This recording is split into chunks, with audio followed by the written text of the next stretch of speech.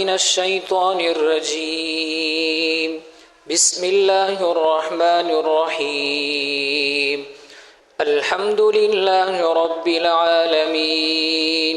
الرحمن الرحيم مالك يوم الدين إياك نعبد وإياك نستعين. زما معززو نن به ان شاء الله د بعضی کلماتو ترجمه شروع کو. دا دو درې ورځې دمس اصول د قران ذکر کړل چې پاغه باندې ستاسو پویا او زده کړه هغه لازمی و. نن به ان شاء الله د سورۃ د نوم په اړه کې به مختصر شان خبره کو چې ردی سورۃ نوم سورۃ الفاتحه ده او دویمه خبره هغه به د اعوذ بالله او بسم الله ترجمه او تشریح کو. اولنۍ خبره چې دی سورتونو لا د نمونه دا چا ورکړي دي دی سورۃ سورۃ الفاتحه وي دی ورپسې سورۃ سورۃ البقره وي بل سورۃ هغه ته سورۃ آل عمران. نو ګوري د قران مجید دا ترتیب دا راجمع کول او دی سورتونو لا د نمونه ورکول د دې لپاره یو لفظ استعماليږي توقیفي معنی دا چې په دې کې به توقف چپواله اختیاري دا د الله د طرف راغلي دي. ځکه دا به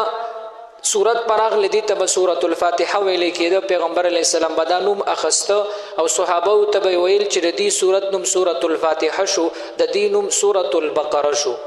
کله اک سورت اغنوم په سورت کې وی یا نوی خدا نوم دا د الله د طرف نه راغلی دی. اوس دې سورت کې دا فاتحه دا ټکی نشتا. نو بیا یو سړی سوالم کولی شي چې په دې صورت کې دا فاتحه لفظ نشتا او موږ ورته سورۃ الفاتحه وایو یا ورپسې صورت ته سورۃ البقره په اک صورت کې بقره ټکی شتا نو ځکه ورته سورۃ البقره وایي. نو په دې صورت کې خدا فاتحه ټکی نشتا او دې صورت سورۃ الفاتحه وایي. نو د جواب هم دک شو چې دا نمونه دا د الله د طرف راغلي دي. دا د انسانانو په اختیار کې نه دي چې دا ول پیغمبر علی السلام د خپل ځان نو ور کړی دي. نو یو خبر انداز دکړه چې د صورت نمونه دا ترتیب دا د الله د طرفو. خو ګوري د قران مجید ډیر آیاتونه دا ډیر زینه براشي چې بعضی زینه به زموږ ذهن او عقل په کار کوي خو ډیر زینه به داسي چې التبه په عقل او زموږ ذهن کار نه کوي. دا زموږ د عقل کمزورتیا ده او دا الله تعالی خپل قدرت خي چې اے انسانه تا خو جاز جوړ کړه تا سمندري کشتۍ جوړ کړلې تا ناشنا دوربینونه جوړ کړل چې داسې د هوا کې داسې ذرات دي چې مختلف قسمه مادیات بکی دا هوا تللې کیږي تبا تللې کیږي ټمپریچر د بدن هغه معلومیږي هر څه معلومیږي. خلان کې د قران مجید بعضی ځایونه دي چې هغه انسان معلوم نه کړل. نو دا د دې خبرې دلیل چې د انسان عقل هغه ناقص دی. یو خبره ده. دویمه خبره ده د کی ګوري دا قران مجید بعضی زینه دا د عقل سره مناسب او سمون نه خوري چې ته یې دا عقل نه مني نو زه دا نه منم. نه قران مجید خو الله نازل کړی دی د پاره دی چې کم زستا عقل نه مني هغه پسې قران وګور اکب مني زه په ان شاء الله دا خبره راشي. نو اولنۍ خبره چې د دې سوراتونو نمونه دا د الله د طرف دی کې اعتراضات جوابات پکار نه دي. دویم د دې سورت نوم سورۃ الفاتحه دی او د دې سورت 14 نمونه یا شل نمونه ډیر زیات نمونه مراغلي دي. خو موږ به تینا دا دو درې نمونه وایو. یو نوم درې نمونه به تی وایو. یو نوم دې ته سورۃ الفاتحه وای دا چې کوم دی سورت د پاسه لیکل شوی دی دی معنا صدا. دویم د دې سورت نوم سورۃ الشافیه مرضی سورۃ الشافیه شافیه د شفا نه دی. او دریم نوم سورۃ تعلیم المسأله تعلیم المسأله یعنی سورۃ السؤال د سوال هغه چل پکې الله خو دې د درې نمونه به تین سر پوایو ځکه دا هغه زمونږ د معاشري او موږ تر د درې نمونه ضرورت دی. نو دا د درې نمونه به تی وایو. اولنی نوم دی سورۃ الفاتحه فاتحه د فتح نه دی. فتح ویل شي کلاولو ته نو دی سورت سورۃ الفاتحه ځکه ویلی شي چې کله مونږ قرآن مجید کلاو کو نو هغه د هغې شروع او کلاوېدل د دې صورت نه کیږي هغه افتتاح چې ورته مونږ وایو لکه نن افتتاح ده شروعات دی نو د قرآن مجید شروعات او افتتاح هغه د دغه صورت نه کیږي نو دی وجې نه دې ته سورۃ الفاتحه ویلی شي دویمه وجه دا ده چې الله زمونږ نه څه مطالبه کوي او انسان له په دنیا کې څه کول پکار دي او د الله په باره کې څه عقیده ساتل پکار دي نو دا که یو سړی شروع کوي او دغه سبق زده کوي نو دغه قرآن دی کولاو کی نو دا سورۃ الفاتحه دی کولاو کی نو سورۃ الفاتحه چې سړی ووایي نو د هغه د ذهن به کولاو شي د الله په وجود په باره کې او د الله تعالی د خدایتوب په باره کې به د هغه ذهن او عقیده کولاو شي نو دی وجې نه دا سورۃ الفاتحه د انسان ذهن کولاوي نو دې ته سورۃ الفاتحه هغه کولاوېدل ورته ویلی شي دویم نوم د دې صورت سورۃ الشافیه شافیه د شفا نه دی شفا ورکول ګوري اول خبره ده د قرآن مجید آیاتونه دا بنفس نفیس په خپل پدی کې شفا نشته دا شفا ده الله ورکي خدا یو وسیله ده او یو ذریعه ده لکه ډاکټر مثال ډاکټر تعالی دوی درکې نو په اک دوی کې دغه بیماری علاج نوي پروت بلکې اک دوی کې هغه طاقت او قوت او هغه د صحتمند د صحت اغراض هغه پکې الله چولې نو په دوايانو کې شفا ده الله وی اما که ډاکټر د یو مریض ور والا مریض ور سره الله ټیک کی اما که ډاکټر له د اګ بیمار بل مریض ور والا په سونو مریضان ور والا هغه ور سره نه ټیک کیږي بعضی خلک وایي زه ورغلم د ډاکټر ته ام دک دوی ما ته لیکلي وزه ټیک شوم او ته سو زله ورلې ته ور سره نه ټیک کیږي نو دا د دې خبرې دلیل دی چې دا شفا ده د الله د طرفه ده دا د ډاکټر په لاس او په دوايانو کې نه ده نو دا د قرآن مجید په باره کې دغه عقیده به مونږ ساتو دا دم درود تعویذ چې دا په خپل نفس نفیس په دې کې طاقت قوت شفا نه وي دا پکې الله اچي خو یو ذریعه ده یو علاج دی نو دې صورت ته سورۃ الشافیه د شفا صورت ولې ویلی شي نو قرآن مجید پسې چې کوم دویم نمبر کتاب دی د احادیثو چې مونږ او تاسو په بخاری شریف سره پیژنو امام بخاری رحمه الله اغلی کله د بخاری شریف پاغي کې دا روایت راځي چې حضرت ابو سعید خدری رضی الله عنه او ورسره نور ملګری مو دا نبی علیہ الصلوۃ والسلام د مدینې نه یو ځای ته اولېږل د یو کار د پاره دا ټوټل 13 صحابه دی لاړل په واپسې کې چې راتلل نو په یو کلی باندې راتېریدل شپه پیراله نو اکا کلی کې پېشپراله د اغینې سمل مستیا وغختله سشپې زیتی وغختلو خو اغینه مل مستیا ورکړه نه د شپې ز ورکړه د کلی نه بهر کړل او دا ځکه بهر کړل دي ته ویلي چې تاسو صوابیانی صوابي دا اکا ټیم کې د یو هغه خلکو ته ویل چې څوک به مثال د قرآن مجید دعوت په ورکول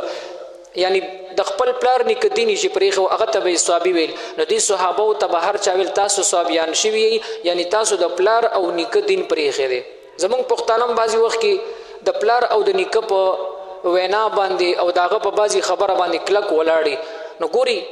دا خبره د غیرت خبره ټیک تا شریعت هم غیرت خوخته خدا به ګوري چې آیا اندازه د پلار نیک په یو لار باندې په یو خبره باندې ولاړم دا د قرآن او د حدیث سره ټکراو دا مخالف ده او کنه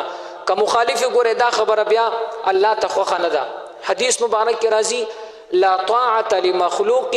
فی معصیه الخالق د مخلوق تابعداري باندې کې هغه د کمور پلار ولینی کچرته پکې د الله نافرمانی وي او د الله هغه مخالفت پکې راځي نو دی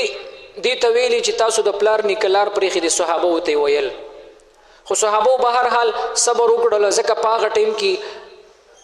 د کامیابی لار مکه صبر کولو نو دوی صبر وکړو چې تاسو زموږ ملمستیانه کوي موږ د لوګي او تندې نمرونه زموږ الله خالق او مالک ته نو د کلی نه بهر ایثار شول دلته شپه تیر کړه نو د شپې چې داسې نا وخت ټیم شو نو په دې کلی کې داسې وړو کې شان کلو یو اوازونه او چغې پکې جوړې شولې څه شور غونډه کې شو د صحابه خپل مابین کې ویل چې د کلی کې څه چل دی هو دې په انتظارو چل دا شوی وو چې د کلی کم مشر او سردارو هغه چرته راسي زهريله سیس خوړلو یا مارو یا لړمو یا داسې بل زهريله سیزو هغه خوړلو چې چلو او هغه سړی داسې چغې والي چې د سارونه ډیر زیات تیز आवाज اوچت ټول کله تینه مثال به حکیمان ډاکټران دم درود والا ټول راوستل خو یو علاج هم په اثر نه کو په هغه سردار او مشر باندې نو بیا دې کې چا आवाज وکړو چې دا کم خلک د شپې دلته راغلیو دا نږدې ځای کې پړاو اچولې دی موږ د کلي نه شړلې دي دې سره دا د نوي وطن خلک دي کېدای شي دې سره څه نوی علاج دې پسې څوک ولګي که دې سره چېرته علاج زموږ دا مشر څه زهریله څیز خوړلی دې سره به خامخا څه دومره علاج به وي نو دوی ورپسې یو سړی ولېږله ورته وایي زموږ یو مشر هغه داسې یو څیز خوړلی دی او ډېر زیات تکلیف ته ورته و حالانکه یو قسمه ډاکټر علاج دوایي طبیب حکیم هیڅ پې کار نه کوي نو تاسو سره که څه علاج وي نو حضرت ابو سعید خدري رضی الله عنه ورته ویل ما سره علاج شته خو به هر حال زه به تاسو له علاج کوم خو په یو شرط باندې هغه شرط څه دی ورته وایي هغه شرط دا دی چې موږ له به 10 ګډان یا 10 چیلۍ راکوي ځکه موږ 10 کسان یو کس له به یو چیلۍ یا یو ګډ راکوي نو دا لاړې خپل سردار ته ویلې دکه رنګې د هغې دا شرط دی هغه ورته ویلې رای ولا 10 ګډان څه شي دي شپېته به وله ورکو خو چې زما علاج وشي نو بس دا ابو سعید خدري رضی الله عنه راغلی دا چې راغلی نو د مریض سرخوا کې ودرېدل او دا سورة الفاتحه تلاوت کړه یو ځل تلاوت کړه یا بعضې روایاتو کې راځي چې اووه ځله دا سورة الفاتحه وویله الحمدلله رب العالمین ولا الضالین پورې او په اکه بیمار باندې چوف کړله چې په هغه باندې چوف کړله نو بخاري شریف روایات دي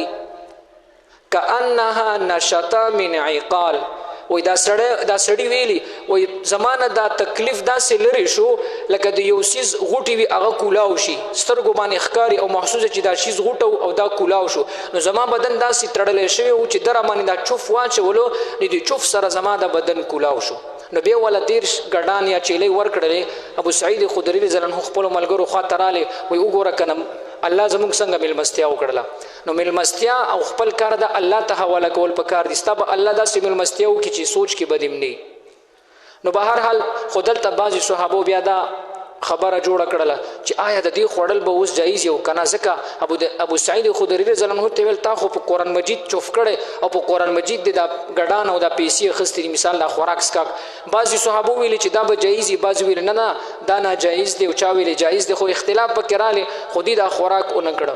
بیا ورځ پس نبی علیه صلات وسلام مدینې منورې ته راغلل ورته ویلې ای د الله رسوله داسې واقع راغلی وه او دا 10 ګډان چې موږ سره دي یا دا چیلۍ دا چې کم دی په هغه دم باندې مونږ اخیستي دي نو پیغمبر علیه صلات وسلام ورته ویلی کم یو آیت یا صورت هم پې ویلی دی نو ابو سعید خدري رضی الله عنه ما پې دا سورة الفاتحه وویلو نو نبی علیه صلات وسلام یې تصدیق وکړو او بیا ورپسې نبی علیه السلام څه فرمایي ورته فرمایي چې دا تاسو کم اجرت اخیستی دی و بېشکه دا قرآن مجید ډېر حقدار دی په اجرت اخیستلو باندې قرآن مجید ډیر حقدار دی په اجرت اخیستلو باندې معنی دا ده که یو سړی چاته را قرآن مجید دم کی یا پیدا وي د دې علاج ولا ورکړي نو اجرت پې واخلي دا بهتره ده د پیغمبر علیه السلام مقصد دا و چې د صحابو ته دا ګډان خوړل یا دا چیلۍ دا بالکل جایز دي دا څه ناروا کار نه دی نو دا صورت چې په هغه باندې چوف که نو هغه بیمار ته شفا میلاو شه الله ولا شفا ورکړله نو دی وجې نه دې صورت ته سورة الشافیه ویلی شي دلته اوس دا مسله م زده کوي چې یو سړی تا ته وایي چې زه د علاج کوم خو دومره پیسې به راکې نو بالکل ټیک دی ګورې ښه علاجونه 2 قسمه دي یو جسمانی علاج دی سړی لاس مات دی خپۍ ماته ده اوس وزېدلو یا چېرته ګرده کې فرق دی معده کې فرق دی تا ته ډاکټر وایي زه به د علاج وکړم اپریشن به وکړم دومره پیسې دا جسمانی علاج دی دا بالکل جایز دی یو روحاني علاج دی یو سړی وایي زما زړه تنګ دی یا ما باندې چا په ما باندې سحر کړی دی یا ما ته تکلیف دی او یو عامل له ورغلی عامل دا به زه انشاءالله بیا وایو هغه عامل هم دیندار وي د شریعت په دایره کې دننه مثال قرآن او حدیث داسې الفاظ استعمالی چې هغې معنا مقصد معلوم وي نو هغه عامل درته ویلي زه د علاج کوم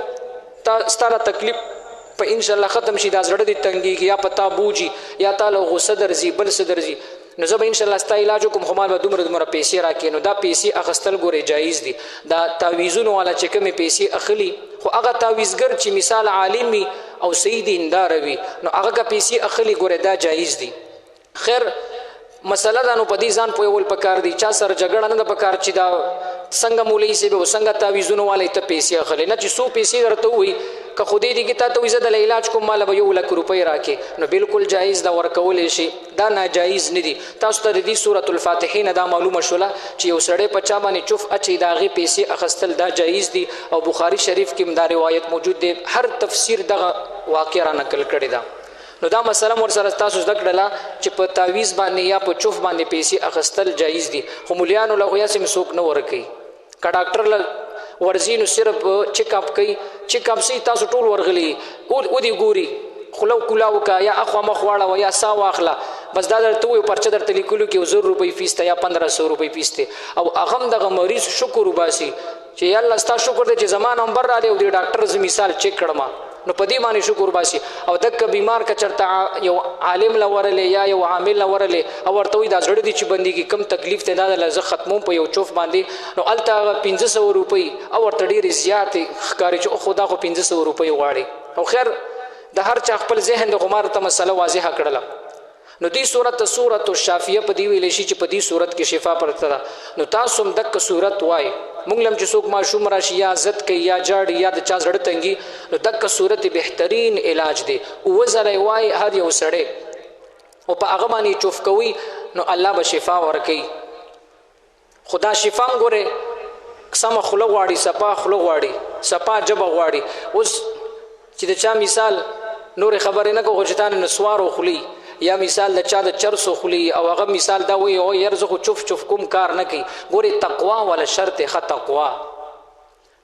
څنګه چې بیان خپل اثر لري دا چوف هم اثر لري خو چې وسړي تقواداري دینداري هغه چې بیا چوف اچي هغه کار کوي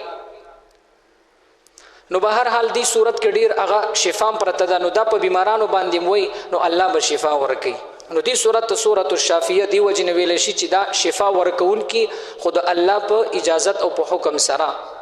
کله چې تاسو وای نو دا به وای چې زه په چوف اچوم زه د علاج کوم خنور شفا دا د الله د طرفه ده نو دی سورۃ الشافیه ویل شي دریم نمبر نوم د دې سورۃ تعلیم المسأله یعنی تعلیم المسأله معنا هغه تعلیم پکې دی د سوال کولو یعنی دی کې الله چل خی بندتا چې اے بنده تب د الله نه یو سی څنګه غواړي نو اول به د الله حمد او تعریف کې بیا به ورپسې خپل عاجزی هغه سره خپل تعلق کې چې الله ته زما د ټولو تعریفونو ته خاوند اے الله دویم دا تب هغه سره تعلق ظاهر چې ته خالق زستا مخلوق ته معبودی زستا عبادت کوم دریم نمبر خپل عاجزی بخې چې اے الله زه د دنیا په ګډ ګډ باندې ګرځیدل ما خوستانه بغیر زما د حاجت هیڅ کوم نه پوره کی مشکل کشا صرف تی هر قسم ضرورت ته پوره کوون کی نو بیا به الله ته سوال کې راغی نه پس بتا استاد سوال الله قبلي نو پدې کې هغه د سوال هغه چلم الله خود لیدې آیت په آیت کې به ان شاء الله راشي نو دا درې نمونه د دې سورۃ شو یو سورۃ الفاتحه یو سورۃ الشافیه او دریم نمبر سورۃ تعلیم المسأله دا خود دې سورۃ نوم متعلق شلو اوس دویم نمبر خبره ترجمه ته برار شو اعوذ بالله من الشیطان الرجیم بسم الله الرحمن الرحیم دا اعوذ بالله ترجمه نو اعوذ ترجمه دا ز پنانی سم بالله په الله سره من الشیطان دا هغه شیطان الرجیم چې رټل شوی دی اعوذ ز پنانی سم په الله سره ګوري دلته بازي خلک د ترجمه کې لک خطا کیږي هغه دا سوي اعوذ بالله ز پناه غواړم د الله نه د شیطان رټلې شوی نه نو ز پناه غواړم د الله نه دا خبره خطرناک ده ز پناه غواړم نه ز پناه نیسم په الله سره د شیطان رټلې شوی نه نو بازي خلک خیر پښتو کې غلطيږي نو دې ته به لګ احتیاط کوي نو دا سي ترجمه وکوي چې اعوذ بالله ز پناه نیسم په الله سره من الشیطان دا هغه شیطان الرجیم چې رټلې شوی شیطان سوکو او رټلې شوی څنګه دی دا ورسته تفصیلی واقعه روانه ده وَإِذْ قُلْنَا لِلْمَلَائِكَةِ اسْجُدُوا لِآدَمَ فَسَجَدُوا إِلَّا إِبْلِيسَ اک آیاتونو کې بدای ان شاء الله زه په زیرا شي نو دا د اعوذ بالله ترجمه شو ځکه دام زده کول پکار دی مونږ خو وایو اعوذ بالله من الشیطان الرجیم بسم الله الرحمن الرحیم ترجمه زده کول پکار دی اک کیسه بنه کو لکه یو سړی چرته په جهاد کې یم د سي چرته هندوی تنکړو چې ته کلمه ولې نه وو کلمه ولې نه وو نو یو ځل ور سره جګړه شوله نو دا هندوی په دې ځمکه راو پرځولو نو په مری ورته کې ناست ورته وی پریمه د ورته ترغه وخت پورې نه پریدم ترسو پورې شي کلمه نه ویلې نو بس هندو نامراد شوغه ویلی ځه نو ورته وایي ښځه کلمه خو راته ووایه دا د پاسه چې کوم پښتون ناست دی نو درته وایي چې کلمه خو راته ووایه نو دا ورته وایي کلمه خو والله چې ماله میره شوه نو داسې کار به نه کوو چې اعوذ بالله وایو بسم الله وایو قرآن وایو خو ګورې ترجمه د هغې زده کول په پلار لم پکار د چې زده چې سبا یې بچي ته ښې چې تا ته خو زده نو د اعوذ بالله ترجمه شوه اعوذ بالله زه پناه نیسم په الله سره من الشیطان د اکه شیطان الرجیم چې رټلی شوی دی الله رټلی دی یو مخلوق چې الله ورټي کنه نو د هغه نه بل رټلی شوی څیز بني یو مخلوق چې الله بې عزته کړلو نو دله هېڅوک بیا عزت نشي ورکولی نو دا د اعوذ بالله ترجمه شوله اوس اعوذ بالله ګورې ځان له یو علاج دی دا د اک سړي دپاره ډېر بهترین علاج دی کم سړي ته چې خطرناکې وسوسې راځي چې مثال الله چا پیدا کړی دی زه خو الله پیدا کړم ځمکه او اسمانونه او بیا وروسته ځي او الله چا پیدا کړی دی یا مختلف قسمه وسوسې راځي چاله غلط خیالونه راځي په منځ کې چې داسې مې کړی وي داسې مې کړی وي په جومات کې مې دا کار کړی وي دا کار کړی هر چاله دا وسوسې راځي نو د هغې دپاره بهترین علاج دکه دی چې اعوذ بالله من الشیطان الرجیم دا دی ډېر وي نو دا د شیطان دپاره هغه یو راکټ پشان مثال لري یو ګولۍ ده چې دا تو وینو شیطان وسوسه پرېږدي او هغه دنه تښتي نو چې ستا نه تښتي شیطان زړه کې وسوسې اچوي نو دا د وسوسې اچوونکي سړي دپاره بهترین علاج دی چې کله سړي له غلط سوچونه او خیالات راځي نو اعوذ بالله دی وایي نو دا د هغې دپاره مې علاج شو بله بسم الله الرحمن الرحیم اوس د بسم الله ترجمه بسم الله شروع کوم په نامه د الله ګوري دا شروع ټکی پکې نشته اول به ورته سیده ترجمه وکړو بسم الله په نوم د الله باندې الرحمن چې ډېر مهربانه دی الرحیم چې ډېر رحم کوونکی دی نو څه چل په نوم د الله سره نو شروع کومه دا شروع ټکی پکې ګورې دلته نشته خو دا عربۍ سره تعلق ساتي اصل کې داسې دی بسم الله الرحمن الرحیم اشرعو یعنی زه د الله په نوم سره شروع کوم دا بسم الله کله نازله شوې ده او دا د څه دپاره الله نازله کړې ده د اسمانونو نه ګورې د بسم الله ځان له ناشنا فضایل او عجیبه کلمات دي مختصر به دوه درې ترې نه وایو اول خبره ده دلته مکه مکرمه کې چې کوم مشرکینو دی به د خپلو بوتانو نوم اخیستله بسم الله تی یو کار به شروع کولو چې په نوم د لات باندې او د لات دا د بوت نومو او بسم العزا د عزام د بوت نومو نو دی به چې کله یو کار شروع کولو نو د خپلو بوتانو نومونه به یې اخیستل نو د هغې په مقابله کې الله تعالی دا بسم الله نازله کړله خو ګورې دا پیله صرف بسم الله وه پیله داسې وه چې بسم الله بیا نبی علیه صلات وسلام ته الله وحی پیله داسې وه بسمک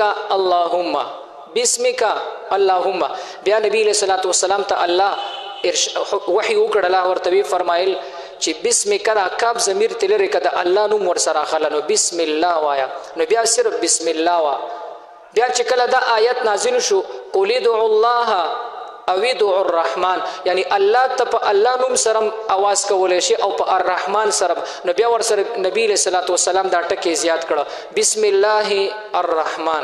الله الرحمن دکه ځای پورې شوله بیا ورپسې چې کله دا آیت نازل شو انه من سلیمان و انه بسم الله الرحمن الرحیم نو بیا نبی علیہ الصلوۃ والسلام دا رحیم ټکی ور سره یو ځای کړو نو ټوله بسم الله داسې شوله بسم الله الرحمن الرحیم اصل کې سوا اصل کې داسې وه بسمک اللهم نو دا غې نه څه جوړه شوله بسم الله الرحمن الرحیم دا ترې نه جوړه شوله د دې فضایل ناشنا فضایل دي یو ځل یو سړي دا ویله بسم الله الرحمن الرحیم نو حضرت علی رضی الله عنه په نظر پرې وتله تفسیر قرطبی را نقل کړی دي نو حضرت علی رضی الله عنه هغه سړي ته وی تا خو دا بسم الله ویله خو تا ډیره بې سوچ ویله بې فکره دی ویله دې ته سوچ او فکر وکړه او دا مزیدار تجوید کې ووایه نو دې سره الله تعالی د انسان بخښنه کوي همدک رنګې وه بیا یو سړی روایتو کې راځي چې هغه مثال دا بسم الله په یو تخته باندې لیکلی شوی وه هغه ورغلی او هغه داسې ورته وکتل د الله نوم پې لیکلی و او صفا یې کړله او ښکلې کړه او دې زړه پورې ولګوله نو بیا چې کله دا سړی مړ شو نو ده نه چا تپوس وکړو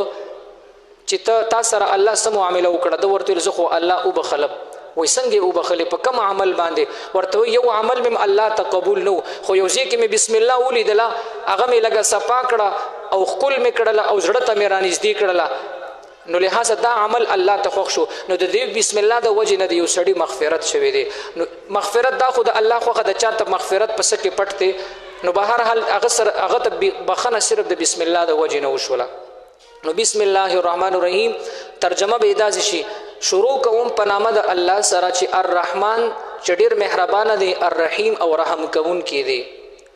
ډېر مهربان، رحمان څه ته وایي، رحیم څه ته وایي. ډېر مهربان ګوري دا ترجمه موږ تاسو کوو خو آسان انداز کې درته وایم. الرحمن مهربان، مهربان څه ته وایي، الرحیم رحم کوونکی څه ته وایي. مهربان هغه ذات ته وایي چې تا ته غوښتنه نه کړې تاله درکوي، دې ته رحمان ذات وایي. ګورې چې تا دا څه غوښتې نه تاله درکوي. لکه موږ د الله نه دا سترګې غوښتې نه دي، موږ د الله نه دا جبه غوښتې نه ده. نو الله موږ له فری کاته کې راکړې ده، موږ چېرته سوال نه دی کړی. ځکه موږ چې پیدا شوي یو همداسې د مور نه پیدا شوي یو، سترګې هم الله فری راکړي دي، مثال لا جبه یې راکړې ده، د اندامونه یې راکړي دي، یا ډېر څیزونه انسان له الله فری ورکړي وي. نو اګه څیز چې تی د الله نه ونغواړې تاله درکوي، نو اګه ذات ته الرحمن وایي. او رحیم هغه ذات ته وایي چې تی تی وغواړې تاله درکوي.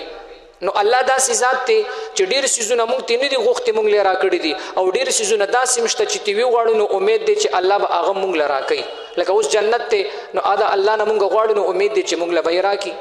نو دا د الرحمن الرحیم هغه ترجمه شوله. یو بله ترجمه یې داسې ده، رحمان هغه ته وایي مهربان، عام مهربانه، او رحیم خاص مهربانه. نو عام مهربانه او خاص مهربان دا څه مطلب دا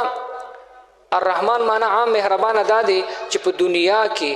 کافر لم رزق ورکي او مسلمان لم رزق ورکي. په دنیا کې په کافر باندې الله بارانونه وري او په مسلمان باندې وري. کچرته په حساب کتاب باندې وي چې کوم د الله عبادت کوي والله منی په کار د چغیل رزق ورکول او کافرانو له یو ګټ وبم نه ورکړي. خو نه، الله تعالی ډیر مهربانه ذات دی، په دې کافرانو باندې مهربانه دی. نو په دنیا کې الله عام مهربانه دی، کافر لم دنیا الله ورکړي او مسلمان لم الله ورکړي دی. ډیر شیزونه کافر له الله تعالی د مسلمانانو نه خو ورکړي دي. نو دا الله تعالی هغه عام مهربانه دی. او الرحیم خاص مهربانه دی. خاص مهربانه دا په خاص ذکر چې د قیامت ورځ ده الته صرف په کافرانو